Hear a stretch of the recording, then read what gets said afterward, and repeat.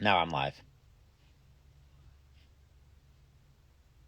In this chapter, identifying the leads and featured performers, focusing on the ensemble, recognizing what swings are. The Peter Allen song called When I Got My Name in Lights from The Boy from Oz is all about the dream of achieving stardom. Yes, seeing your name spelled out in lights or with lights around it is a clear sign you've made it as a star on Broadway. Of course, nowadays, seeing names on Of course, nowadays, seeing names on a marquee isn't that common because producers want the show to be the star. That's so the show itself is driving the ticket sales and not the star, which hopefully, oh, come on.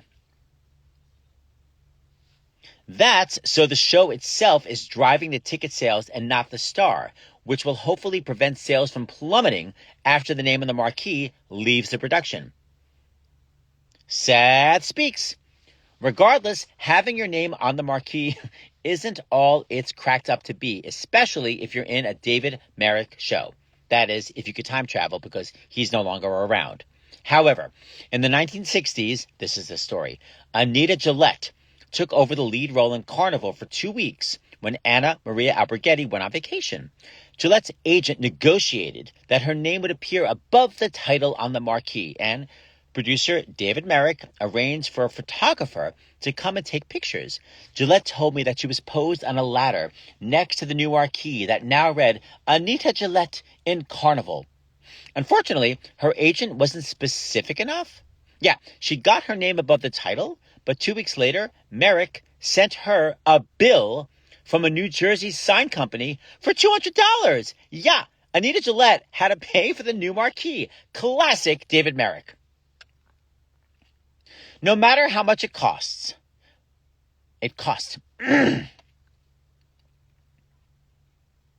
No matter how much it cost, her name above the title meant Gillette was indeed a leading lady. I explore that term and many others in the rest of this chapter. Naming the leads and featured performers in lights. When musicals were coming into their own, their stories almost always followed a formula. A romantic couple constituted the leading man and the leading lady, and another couple, usually comedic, were considered the secondary leads. For instance, Laurie and Curly are the romantic leads in Oklahoma, with Ado Annie and Will Parker as the side comedic couple.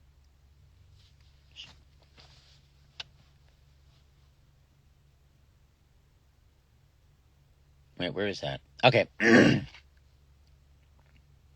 And another couple, usually comedic, were considered the secondary leads. For instance, Laurie and Curly are the romantic leads in Oklahoma, with Ado Annie and Will Parker as the side comedic couple. In Guys and Dolls, Sky and Sarah are the main romantic couple, with Nathan Detroit and Miss Adelaide as a side comedic couple, and so on and so on. The side characters are also called featured or supporting, so I use those terms interchangeably. The lead couple / side couple combo was de rigueur in the early days of the Golden Age, and all musicals pretty much followed that format. As a matter of fact, the two couples were so expected that in the early 1950s, Alan J. Lerner and Frederick Loewe put off writing My Fair Lady because the main characters in the story of the play Pygmalion by George Bernard Shaw, the source material, didn't fit the romantic leads side comedic couple format. Lerner and Loewe felt they couldn't shoehorn Shaw's characters into the accepted standard, and so they didn't know how to turn his play into a musical. But by the mid-1950s, musicals began to evolve, and Lerner and Loewe realized they could write My Fair Lady with main characters who didn't fit the two-couple formula. You can read all about that in Lerner's fabulous book, The Street Where I Live. Norton published it. The following sections look closer at these performers and what's involved with being a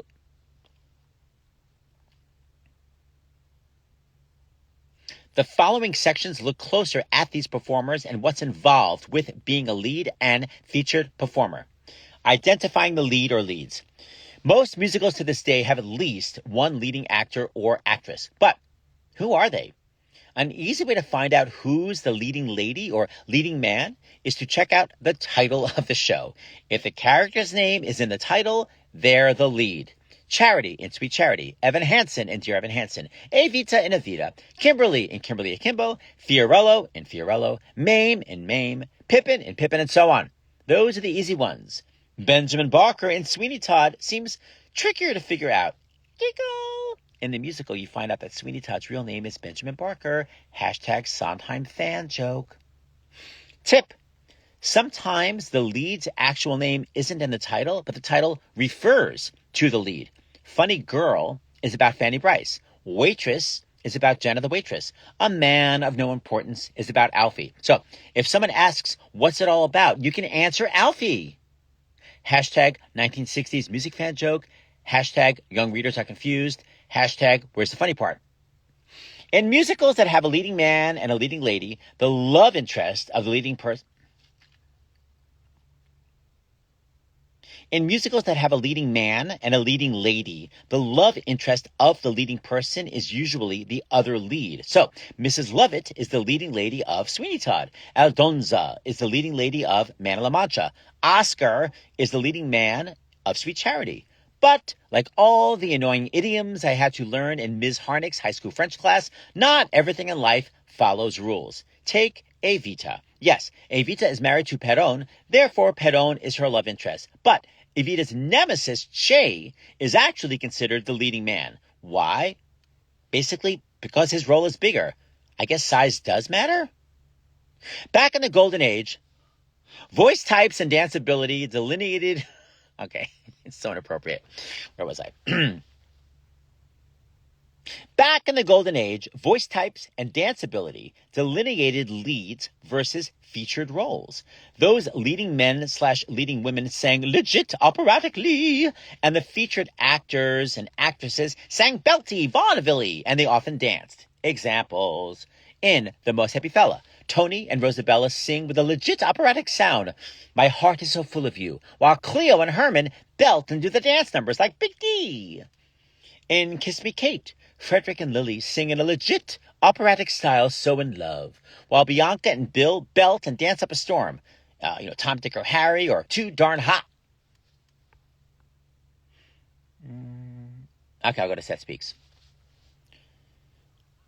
Seth Speaks. The leads don't dance, usually. As a rule, leading men, leading women don't dance.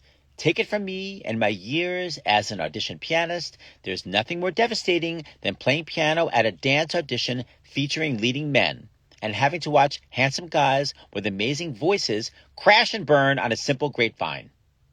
Did I say that right? Hashtag still traumatized. Hashtag still traumatized. The late, great Jan Maxwell was an incredible performer in both leading roles and featured. She told me that she was once playing the leading lady of Reno Sweeney in Anything Goes in Summerstock and sang the title song but didn't do the dance. One day, the choreographer told her he thought she should dance in that big tap number. The problem? It was opening night. And he told her 30 minutes before the show began. Even more problematic, Jan's in a tap dance. Taking that info in stride, the choreographer told her to simply try her best, and most importantly, to look confident by smiling up a storm. After the show, Jan saw her boyfriend and asked how her dancing was in that number. He said, I don't know, but I've never seen you happier. A lot of smiling. Remember, after My Fair Lady broke the mold in the mid-1950s, there were many permutations in terms of the leading man/leading lady/side couple formula. For instance,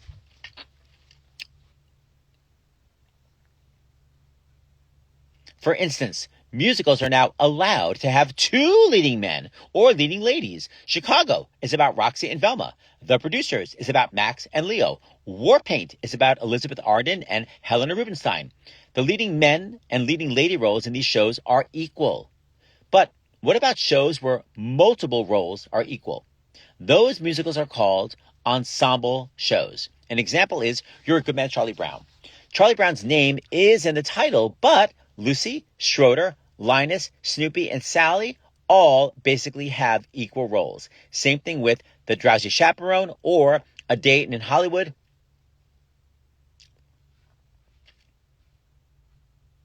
Same thing with The Drowsy Chaperone or A Day in Hollywood, A Night in the Ukraine. Being a lead or featured performer. Even though featured roles aren't as big as leading roles, they're usually the audience favorites. Yes, I'll Know is a pretty song sung by Sky and Sarah in Guys and Dolls, but Adelaide's Lament and Sue Me are the songs that bring down the house. That brings me to the question, why does it matter who's a lead and who's featured? Well, there are a couple of answers, and the big one is the Tony Awards, followed by dressing rooms and the title of Lauren Bacall's first musical, Applause. As of this writing,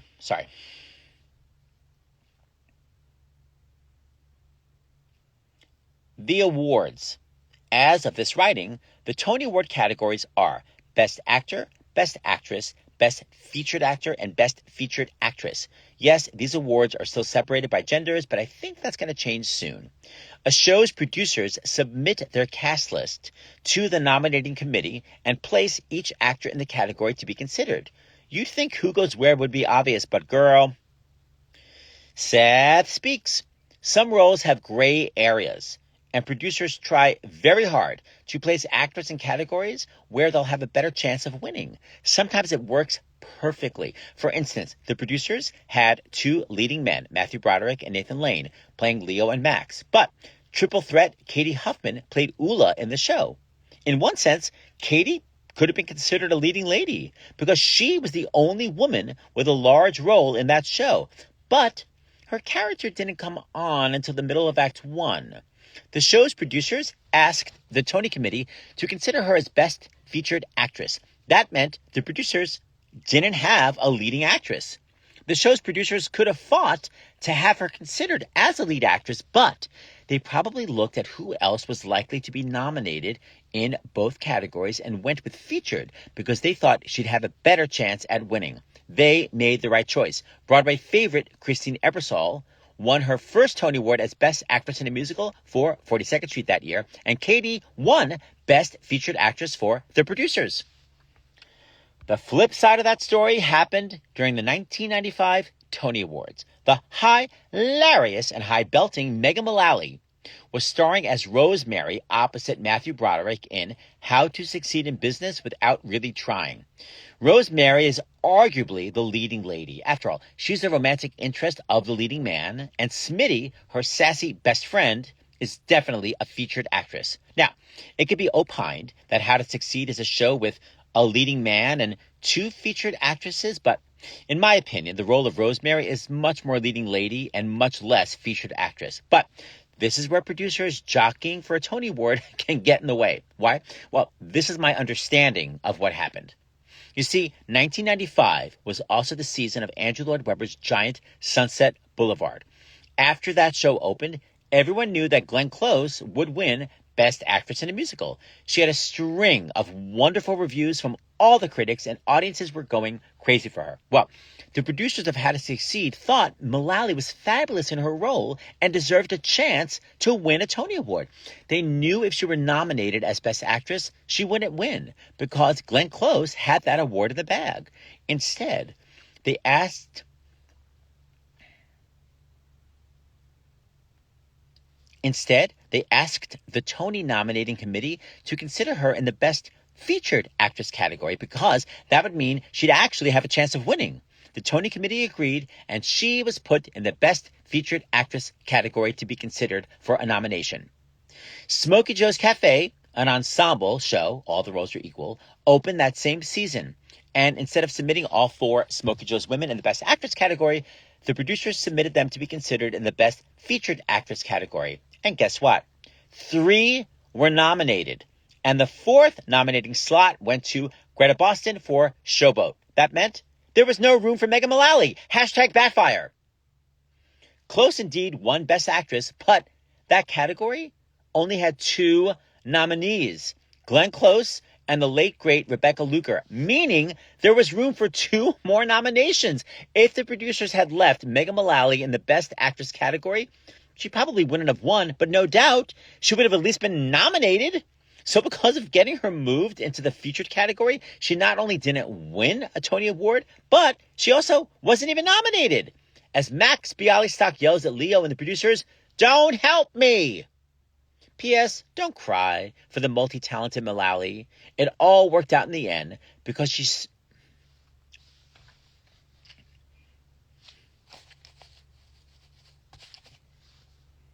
It all worked out in the end because she soon had 2 Emmy Award wins for her amazing and hilarious portrayal of Karen Walker on Will and Grace. Sidebar. When featured performers are leads. A famous Tony Award misfire happened in 1969 when the Best Featured Actor/Actress category was called Best Supporting Actor/Actress. Before producers could lobby for whom they considered leading and featured, the Tony Awards nominating committee only considered actors whose names were above the title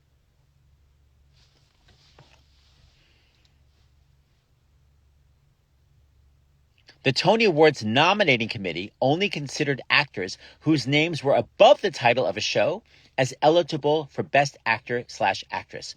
In the musical 1776, no one's name was above the title. So William Daniels, who played John Adams and who was clearly the leading man, was nominated as Best Supporting Actor. It really didn't make any sense. He supposedly asked the producer of the awards, "My dear, whom am I supporting?" and then declined the nomination. Even though this book is about musical theater, I want to tell you about a very similar thing happening with Rita Moreno in a play. She played Googie Gomez in Terrence McNally's hilarious farce, The Ritz. Again, because of Tony Award rules, she was nominated as Best Supporting Actress, despite the fact that her role was huge. She didn't decline the nomination like William Daniels did, but she used her acceptance speech, she won, to comment on the situation. She apologized to the other women in her category who truly had supporting roles because one of them should have won Best Supporting Actress. She went on to clarify that she was not a supporting actress in the play. She was the leading lady. Brava! Okay, what about leading men? A musical can have... Okay, my watch just warned me, loud environment. I was that loud? My watch can fuck off. God, that's rude and judgmental. Sorry.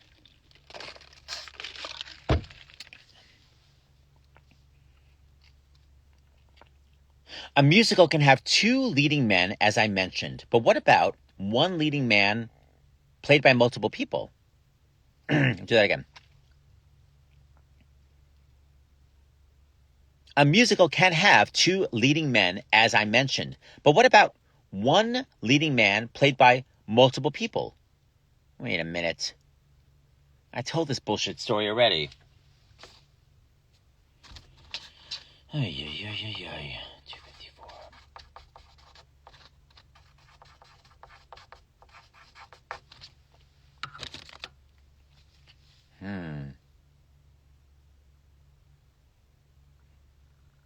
I'm just going to say sidebar.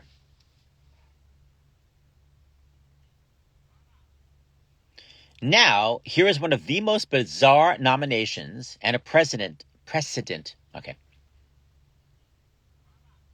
Okay, now I'm going to tell you about 2 of the most bizarre nominations. As most people know, The Sound of Music has 7 Von Trapp children: Liesel, Gretel, Marta, Brigitte, Kurt, Friedrich, and Louisa. If you can't tell by the names, that's 5 girls and 2 boys. What's wonderful is all the Von Trapp kids got 1 Tony nomination. All of them are nominated as Best Featured Actress. Seriously. Okay. They didn't want to waste the other nominations, but hoo boy. In the musical Sideshow, Emily Skinner and Alice Ripley played real-life conjoined twins, Daisy and Violet Hilton. They both gave fantastic performances and, in my opinion, deserved Tony nominations. However, Best Actress has usually only 4 spots, and the nominators didn't want one to be... Oh, no, the producers, sorry. And the producers didn't want one to be nominated over the other, which, by the way, is actually very kind. So what they did was they submitted them both for 1 nomination, and they were both nominated, meaning Emily Skinner and Alice Ripley were together nominated as Best Actress in a Musical. Okay, to me, it doesn't really make any sense. They were playing 2 different people. Yes, the characters were conjoined and stood together on stage for the majority of the show, but they sang different parts during their songs. And during a dream sequence at one point in the show, they weren't even together. They were separate. And when does being next to each other on stage equal one role? I'm actually thrilled they were nominated, but it would have made much more sense had there been 5 nominees allowed, so they each would have had their own nomination. The dressing rooms. Another reason for why it matters who is the lead is real estate. Backstage real estate is at a premium. I'm talking dressing rooms. On Broadway, not every dressing room is created equal. Not by a long shot. There's an episode of the Judy Garland show where a young Barbra Streisand is the guest, alongside Judy Garland and Ethel Merman.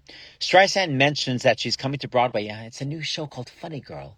And Merman warns her about how horrific Broadway dressing rooms can be. Careful, she says, they'll give you a hook, meaning her dressing room will just consist of a hook on the wall to hang her costume. The good news is the dressing rooms given to the leads are the largest and usually the closest to the stage. Streisand wound up getting a good one during Funny Girl at the Winter Garden Theater, and it's still called the Barbra Streisand dressing room. That room was then given to Betty Buckley when she played Grisabella in Cats, and more recently my pal Sierra Boggess when she starred in School of Rock. Seth speaks. When Barbra Streisand was promoting one of her albums, CBS Sunday Morning did a piece on her where they filmed her visiting her old dressing room. When Barbra walked into her Funny Girl dressing room from 1964, she saw 6 of her albums on the wall. She was mystified until she found out that the dressing room's current inhabitant, Sierra Boggess, was a huge Barbra fan. Sierra even had a Barbra candle. Sierra was so happy when she found out that Barbra didn't think the Barbra decorations were a setup. That's just how Sierra always decorates her dressing rooms. All those items were there legitimately because of Sierra's fan level. Sierra had so much Barbra paraphernalia in that dressing room that when she filmed her segment afterwards,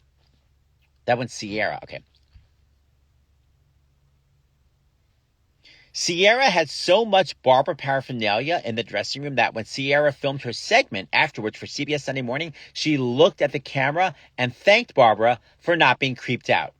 P.S. Imagine how elated Sierra was that night when she came back to her dressing room and found a personalized note from Barbra ending with, P.S. Love the candle.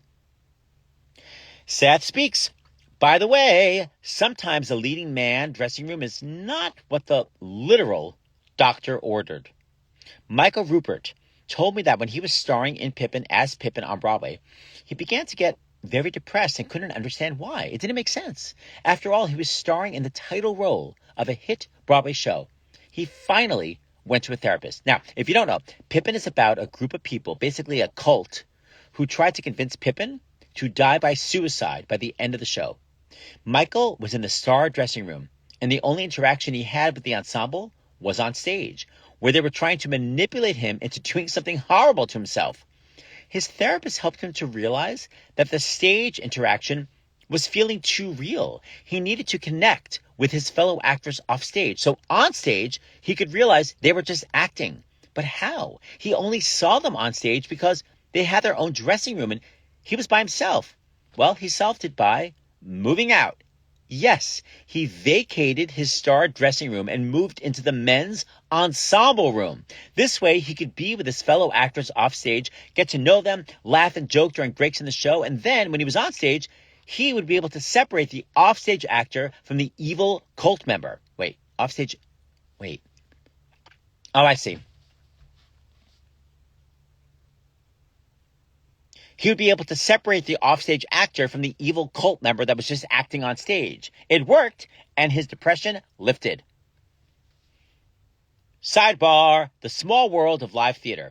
In England, children aren't allowed to do 8 shows a week because of child labor laws. That meant when Andrea McCarter went to London to reprise her role as Annie, instead of doing 8 shows a week like she did on Broadway, she had to divide the performances with another girl. Here is some fun trivia for you when you're at a party. When Andrea was doing Annie in London, the youngest orphan, Molly, was played by a future Oscar winner, Catherine Zeta-Jones. The applause, entrance, and bows. The third big perk of being a lead is, as Lady Gaga sang, applause, applause. Actually, it's the Broadway book, so I'm going to say as Bonnie Franklin sang, applause, applause. It's the same words. I don't mean the applause one gets after a song. I'm talking about something called entrance applause. That's what happens when a famous person That's what happens when a famous lead enters the stage. These stars are being applauded because the audience is excited to see them. That can be a problem when a leading actor comes on stage and they're supposed to say their line immediately, but they can't talk because the applause is drowning them out. Yes, getting recognition and adoration is nice, but in a situation like that, it ruins the show's rhythm. Most directors know what roles will get entrance applause, and if they're smart, they figure out a way to make it a seamless part of the performance. For instance, the producers had an opening number where the ensemble played theatergoers talking about the producer Max Bialystock. At the end of the song, someone was standing center stage reading a newspaper that covered his face. When the whole ensemble did the final moment referencing Max Bialystock, they all yell, "What a bum," the number ended. That moment also directly coincided with the person holding the newspaper quickly lowering it and revealing his face. Nathan Lane! That way Lane got his entrance applause, but it coincided with the applause for the song, so it didn't stop the flow of the show. Same thing with the show Hamilton. Right after What's Your Name, Man, Lin-Manuel Miranda was revealed, or Lin-Manuel Miranda is revealed if he happens to be playing it again, and he would sing Alexander Hamilton. You may notice there's no music right after that moment. That way the show could pause comfortably while he got applause, and then resume when he was ready. Or, if there was a less famous person playing Hamilton, the song could continue without anything seeming amiss. Seth speaks. Even though a show is frozen when it opens, meaning that there are no more changes, sometimes Seth speaks. Even though a show is frozen when it opens, meaning that there are no more changes, sometimes a show is rearranged for entrance applause. When I was playing in the pit for the 1994 revival of Grease, there was a moment in the opening number when the characters would identify themselves by name. The final moment was Rosie O'Donnell saying, "And Rizzo!" She'd get huge applause during a musical transition. When John Cicada took over, he became the name star of the show, and Rosie's replacement wasn't famous. Of course, John was not playing Rizzo, he was playing Danny. So the order of the introductions changed, so the applause would still go over the musical transition. Rizzo's introduction was now in the middle of the lineup, where Danny originally was, and at the end, John Cicada would say, "And Danny!" And again, that moment got the applause. As opposed to entrance applause, the lead also gets applause at the end of the show during the bows. Bows usually go in order from the smallest roles to the final bow, which is reserved for the lead, the star bow. Usually when it's a male and female lead, the man does the old school chivalrous chestnut of letting the female lead take the final bow. And sometimes when leading roles are equal, the final bow goes to the more famous or celebrated star. You may have noticed something different at Wicked. When the show opened, Elphaba was played by Idina Menzel, who had a Tony nomination for Rent, but no win yet, and Glinda was played by Kristen Chenoweth, who had a Tony Award win for You're a Good Man, Charlie Brown. If bows go according to who is more celebrated, then Kristen should have had the final bow at that point in history. But if you look at the story of Wicked, it's more about Elphaba's journey, and she's more the leading lady. By that theory, she should have the final bow. Well, they solved that conundrum by having both women bow together. That's right, Wicked has no final solo bow. Sidebar. After you. No, after you. I have a related end of the show bowing story, but I have to leave out identifying details. One musical had two very famous and very celebrated leads. They felt they each should get the final bow based on their previous credits. As far as I know, the order of bows was never worked out.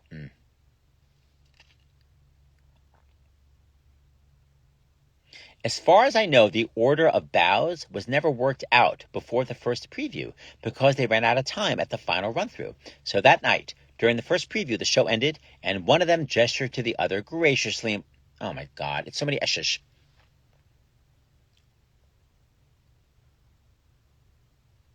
Sorry, one more time.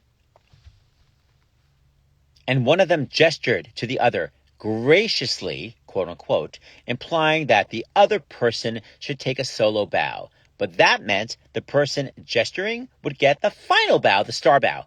Well, the person being gestured to wasn't having it, so they did a back at you move and graciously gestured back to the other star to bow. Nothing. Neither bowed. The first star gestured again with a after you head nod. The other star did a no, after you. This literally went back and forth, and as far as I know, neither of them bowed for that performance. If you ever meet me in person, maybe I'll tell you who they were.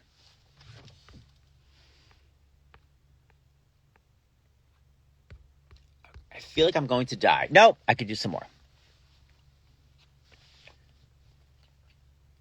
Introducing the ensemble, side by side. I was never in the chorus. Vera Charles and Mame haughtily said that line twice, and it's meant to imply she was always too good for the chorus. But as anyone who has ever done a Broadway show knows, being in the chorus often requires more talent than playing a lead. This section, more talent than playing a lead? Wow, it's basic.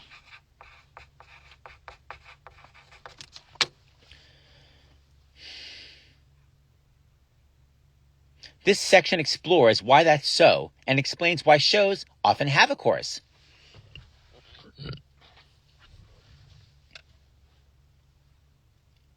So many people in the world of a musical.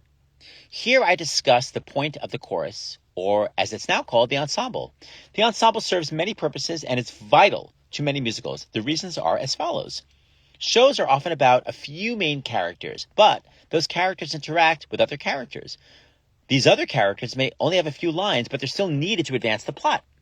Also, a show takes place in a town or city or an ocean liner or a big office. You get the idea. The point is, the main characters need to be surrounded by townsfolk, people on a cruise, various office workers, and so on. Yes, often they're just walking by or sitting at a desk or a lounge chair, but there has to be actual people available to play those people.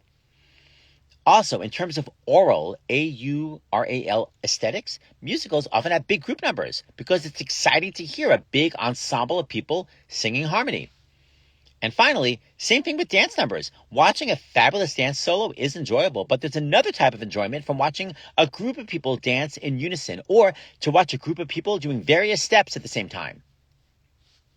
Recognizing who's in the ensemble. So, who is in the ensemble? My answer is different now than it would have been if this book came out in the 1950s, because back then, musical casts were much larger, and there wasn't as much training easily available as there is today.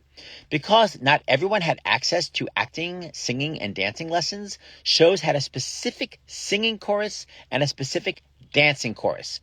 Neither had to do the job of the other. The singing chorus sang up a storm and moved around a little. Often, you'd see them standing in the back singing, while the dancing chorus danced in front. And while the dancers were dancing, they'd move their mouths and sing along, but they weren't relied upon to make the big choral sounds known on Broadway.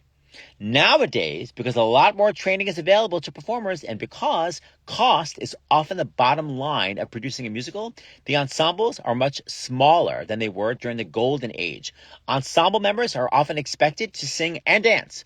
For example, listen to the original cast album of A Chorus Line. You'll definitely hear some fantastic singing: Priscilla Lopez, Donna McKechnie, Pam Blair, Ronald Dennis, and Sammy Williams, to name a few.